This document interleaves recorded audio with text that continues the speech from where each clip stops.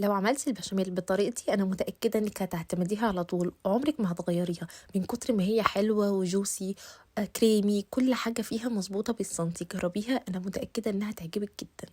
بُصّوا الحلاوة خطيرة، بجد حلوة أوي.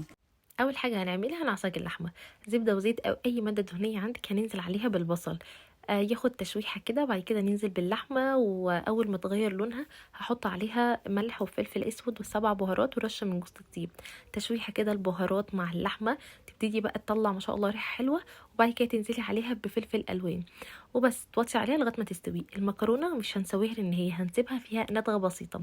البشاميل بقى أنا باحط معلقتين كبار من الزيت ومعلقتين كبار من السمنة، وبافضل بانزل بالدقيق لغاية ما يديني الشكل الكريمي ده. بس لو مش هتعرفي تضبطيها أوي هتحطي 4 معالق من الدقيق، ولو مسكت أوي هتزوديها بالمادة الدهنية، وتفضلي بقى تنزلي باللبن وتقلبي، وبعد كده هتحطي قشطة، عندك قشطة، كريمة لباني، جبنة كريمي اللي تحبيه، والتوابل ملح وفلفل أسود ورشة من جوز الطيب. بس هو ده بقى الشكل الكريمي، هو ده بقى القوام المضبوط، حقيقي خطيرة.